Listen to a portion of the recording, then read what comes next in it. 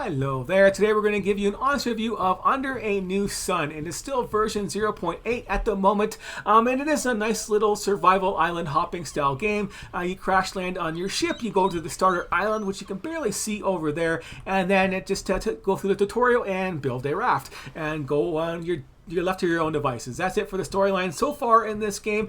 And you do have some things you can find underwater. You know, you swim around underwater near all the islands. You can find some chests, which will have some, some electrical components, so you can build some, some solar panels and batteries and stuff like that, just to run a fridge and an air compressor at the end of the day. You have the different workbenches that you can see over there, which you have to run manually. The gardening doesn't work too well at the moment. The water drain is too fast, and they wither too fast, and then you can't put water on them. The water skin dumping water on stuff doesn't really work on that. The water skin dumping water on your fires to put them out, that works, but it has to be salt water, or maybe dirty water will work too, but regular water doesn't seem to work, or maybe it does. I could be wrong on that one. Something didn't work with regular water, then I had to use salt water, and I thought that was silly, but yeah, anyways, that is the rundown of that.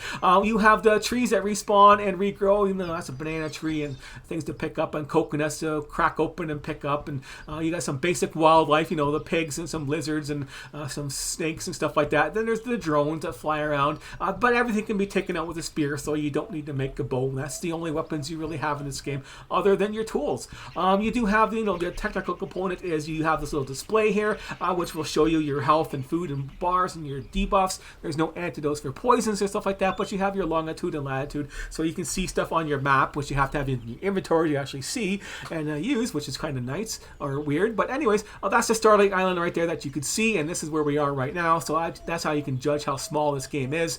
I searched around all these different islands. The only thing that takes time is how slow your boat is, and the raft is basically useless to do that. It's so slow, and you can't see anything because the sail's in your face the whole time. So maybe they got to fix that, or fix the view on it so you can zoom out farther, so you can actually see where you're going with that damn thing. So you got to build that other boat there. So then, there's nothing else to do besides beeline to this island over here, a little cave over there where there's some iron, and pound out some iron and start building some iron tools, so you can open up more of those chests that are underwater, and search around the island with the tools that will last a hell of a long time, and a lot stronger than the stone ones, for that matter. But anyways, that is the short form of this game.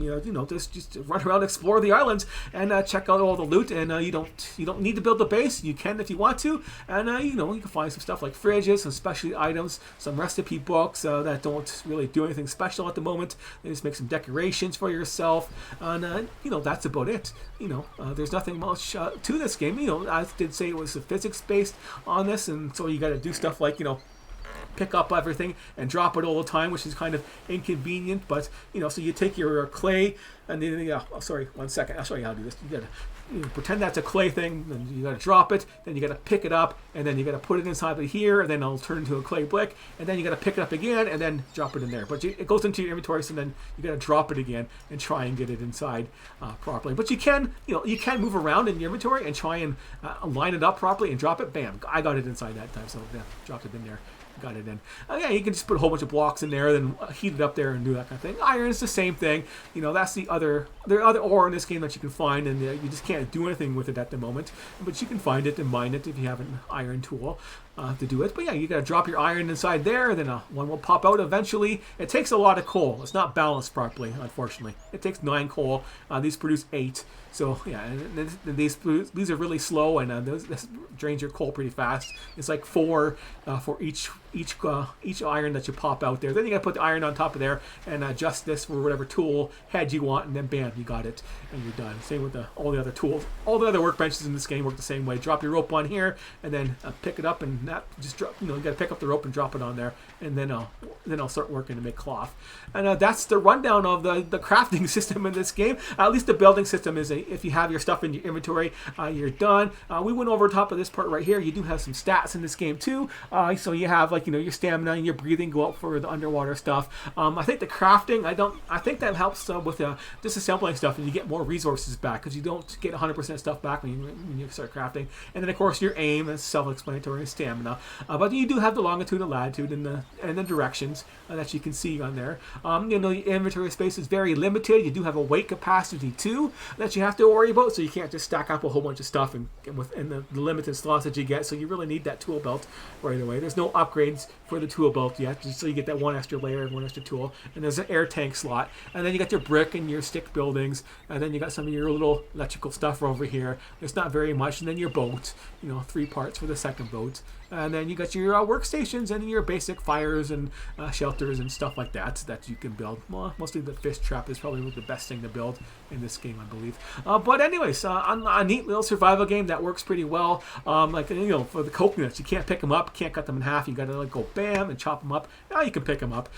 Besides, you know, pick them up, throw them around there and stuff like that. There's one right there, so you can pick them up and throw them wherever you want to throw them, but they will just disappear on you, and after a while anyway, so they don't stay there. Stuff on the ground will just disappear, and so you can't leave stuff on the ground except for your tools and your items that will drop on the ground. So like your iron pops up on the ground, it'll stay there, and you have to pick it up. But some of the stuff will disappear, like if you're crafting something, if you're waiting for like something like this one here, that will disappear on you if you save your game and load it up there. But anyways, that is pretty much this whole game in a nutshell. You're left to your own devices. It runs well, but you're not using first-person assets. You are using a third-person assets where you can't look straight down or whatever it's called that limits you from not looking straight down and straight up. I don't like that. But it does have precise mouse controls, which is good. So you're not stuck with the controller based games that are crap and little nodes everywhere. That kind of stuff really sucks. And they did adapt it to a first-person view, so that's done properly at least. So you can't complain about that. I can't complain about the graphics at all. Everything works good except for the lighting. The lighting is really too bright, and you can't adjust that. And anyway, so maybe it's the bad system I'm using, but DirectX 11 and 12, there's no difference in the lighting for me.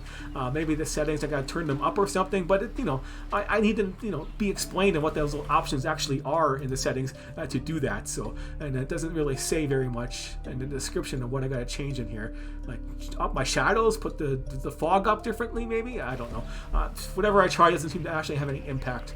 So maybe it's a combination of stuff. Anyways, that is it for this game at the moment. If you're looking to try this game out there, I'm going to have a tips video which will show you some little tips for this game and how to get started, and some other stuff and some actual general directions if you want to go ahead and start building your tools and stuff like that and get that done and out of the way as quickly as possible instead of flying it all around and starving all the time, that type of thing. Anyways, that's it for today. Thanks for watching, and I will see you later.